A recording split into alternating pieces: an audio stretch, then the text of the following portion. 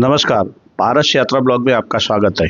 मैं हूं पारस प्रजापति और आज आपको दर्शन कराएंगे अंबाजी, गब्बर अंबाजी और मानसरोवर, गुजरात में जो अंबाजी स्थित शक्तिपीठ है उसके दर्शन कराएंगे।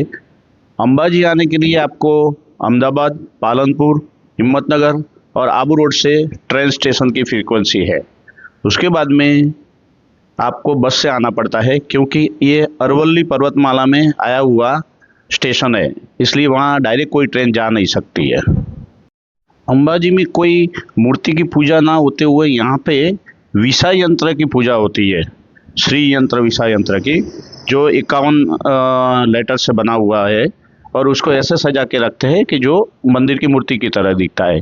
यहाँ पे आने से पहले यहाँ पे जूते, मोबाइल वगैरह जमा करवाना पड़ता है क्योंकि अंदर जूता और मोबाइल अलाउड नहीं है, इसलिए उसके यहाँ पर उसके लिए बहुत बड़े स्थान रखे हुए जमा करा के फिर आप दर्शन के लिए जा सकते हैं। ये है शक्ति द्वार, ये अंबाजी का मेन मंदिर का शक्ति द्वार है। इसके आगे लगभग 10 फीट की पीतल की प्रतिमा रखी हुई है, जो अंदर नहीं जा सकते और बाहर से जिसको दर्शन करके खड़े खड़े निकल जाना होता है उनके लिए ये सगवड़ की हुई है।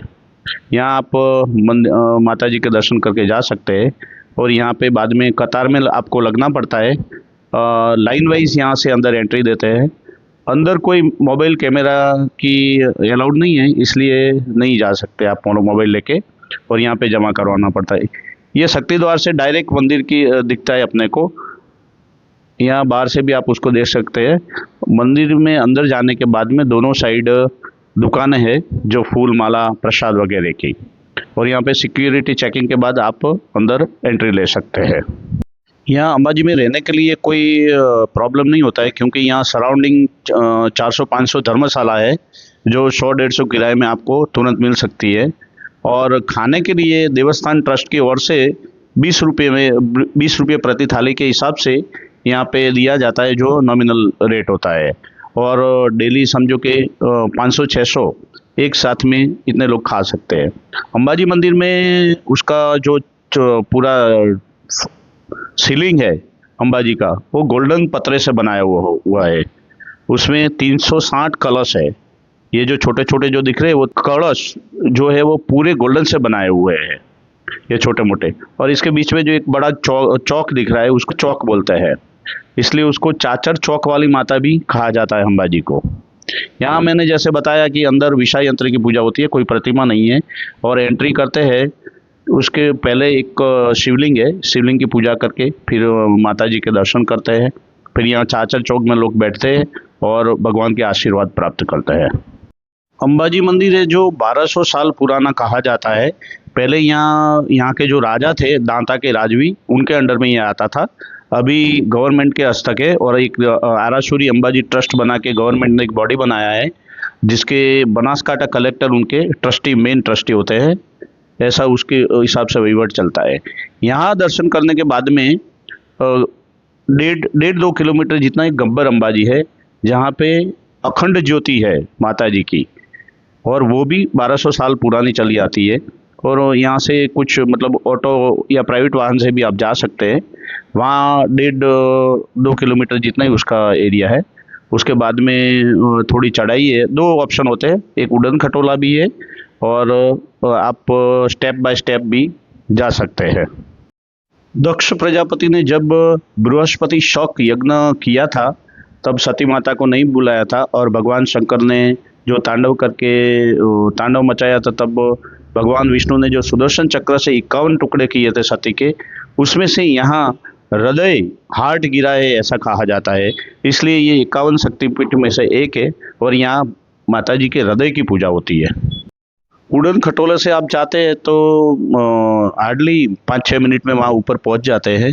ऊपर के स्टॉप में पहुँचने के बाद थोड़ा लगभग 150-200 सीढ़ी जितना आपको चलना होता है, जो रेलिंग से घिरा हुआ है। और ऊपर जाके आपको रिफ्रेशमेंट वगैरह की अच्छी सहूलियत मिल जाती है, आप नींबू सोडा वगैरह पी सकते हैं। बाद में थोड़ी भीड़ का सामना करते हुए आगे जाना पड़ता है।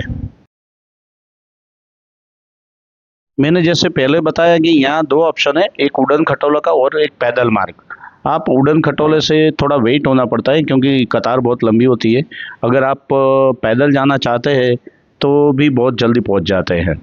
उड़न खटोले में यहाँ नॉमिनल चार्ज होता है, लेकिन यहाँ एक गवर्नमेंट की स्कीम है कि गुजरात के जो तीन स्थान है यात्रा धाम, पावागढ़, जूनागढ़ और ये अंबाजी, इन तीनों की कंबाइंड वीआईपी टिकट 974 रुपये की आती है अभी फ़िलहाल।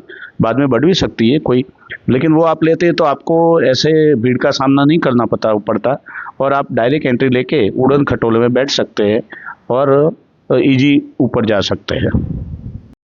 उड़न खटोला के ऊपर के प्लेटफॉर्म तक पहुंचने में 2 से 3 मिनट लगते हैं और 2-3 मिनट में अंबाजी, जो गब्बर अंबाजी है, उसके ऊपर के प्लेटफॉर्म पर पहुंच जाते हैं।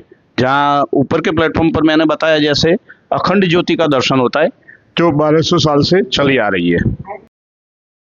डोली से ऊपर जाने का दृश्य बहुत ही बढ़िया लगता है। नीचे के जो वगैरह यात्राधाम बोर्ड के ऑफिस है, उसका गेट वगैरह बहुत बढ़िया बनाया हुआ है। ऊपर गब्बर अंबाजी के जो शिखर है, उसके मतलब फेस बहुत छोटी है, लेकिन थोड़ा डेवलप करके समतल बनाया हुआ है और समतल डेवलप करके उसके अंदर जो अंबाजी की जो पहले की ज्योति थी, उसके लिए बैठने उठने की अच्छी व्यवस्था कर दी गई है। बीच में एक जगह है जहाँ पे अंबाजी माता जी जो रथ में बैठती थी, उसकी पैर की एड़ी का निशान है और कहते हैं कि वहाँ से अंबाजी माता जो रथ में बैठी थी तो वहाँ पे एड़ी लगी थी, अभी भी उसके निशान दिख रहे हैं। वो यहाँ पे लोग, भक्त लोग बहुत पूजा करते हैं। और दूसरी एक कथा ये है कि यहाँ श्री कृष्ण भगवान के माता पिता नंद बाबा और यशोदा मैया ने चौल कर्म करवाया था श्री कृष्ण भगवान का। यहाँ पे ये चौल कर्म वाली जगह है और यहाँ पे माता जी की एड़ी भी लगी हुई है, वो दर्शन होते हैं। इसके बाद में थोड़ा ऊपर आते हैं तो यहाँ पे अंबाजी मंदिर की जो ज्योतिका है उसका मंदिर वगैरह दिखता है और थोड़ा थोड़ा उसको रेलिंग मतलब लाइन से जाना होता है और अंबाजी मंदिर की जो ज्योति है उसके दर्शन, बहुत पावन दर्शन होते हैं।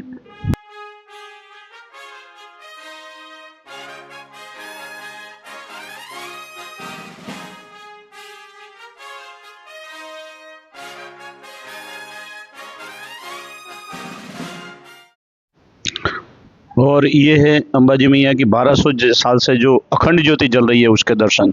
जय अम्बे मैया, जय अम्बे भवानी, नमस्कार अम्बे मैया का।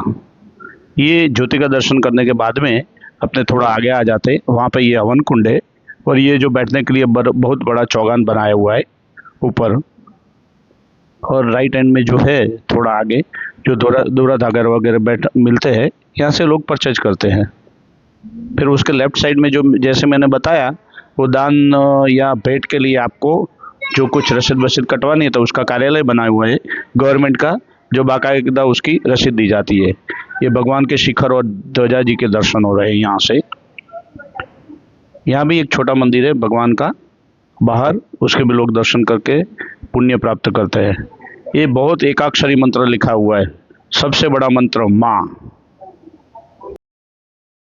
अगर मेरा ये वीडियो जो अंबाजी माता का दर्शन करा है वो बहुत अच्छा लगा है तो कमेंट में आप जय अम्बे मैया ज़रूर लिखें और मेरी चैनल को लाइक और सब्सक्राइब जरूर करें। मैं हर एक जगह जाता हूँ और उसकी क्लियर फैक्ट बताता हूँ, कोई उसकी कही सुनाई बातें नहीं बताता हूँ। तो आप मेरे वीडियो, हर एक वीडियो में आप क्लियर फैक्ट्स आप देखेंगे। मैंने बहुत ही जो दर्शन के यात्रा ब्लॉग बनाए हैं, आप मेरी लिंक में देख सकते हैं। पारस यात्रा ब्लॉग मेरा नाम है और उसमें आप हर एक जगह के दर्शन देख पाएंगे। जय अम्बे मैया। अब यहाँ से प्रस्थान करते हैं नीचे की ओर। उड़न खटोला से ही हम वापस आए थे क्योंकि समय बहुत कम रहता है और भीड़ भी ज़्यादा होती है, तो थोड़ी उसकी वजह से समय बचाने के लिए हम उड़न खटोले से वापस आए। और अभी हम वापस जो पुरानी जगह थी मेन अंबाजी सिटी, वहाँ चलते हैं क्योंकि ये तो 1.5-2 किलोमीटर आगे जंगल में आया हुआ स्थल है। और उड़न खटोले से हम वापस नीचे आ गए और यहाँ पे थोड़ा रिफ्रेशमेंट करते हैं। उड़न खटोले से आपको नीचे आते हैं तो रिफ्रेशमेंट और या आपको कुछ हैंडीक्राफ्ट वगैरह चीज़ें खरीदनी होती है तो यहाँ पे स्टॉल वगैरह बनाए हुए जो उड़न खटोले की एग्जिट गेट है उससे पहले आपको मिल जाएंगे और आप वहाँ पे बाकायदा हैंडलूम, यहाँ की गुजरात हैंडलूम की चीज़ें वगैरह खरीद सकते हैं और वहाँ बैठ के रिफ्रेशमेंट नाश्ता वगैरह भी कर सकते हैं। ये बहुत विहंगम दृश्य, बहुत ही बढ़िया दिखता है। यहाँ नीचे से भी अंबाजी माता का मंदिर, अंबाजी माता की जो मंदिर का है वो उसके दृश्य स्क्रीनशॉट वगैरह वगैरह ले सकते हैं। बहुत ही, ये फॉरेस्ट विभाग का है, जैसे वैसे तो बहुत बड़ा फॉरेस्ट था यहाँ, दांता फॉरेस्ट, उसकी जगह में ये बनाया हुआ है। थोड़ी देर में हम नीचे आ जाते हैं यहाँ पे और बाद में यहाँ से अंबाजी सिटी में जाना शुरू करते हैं।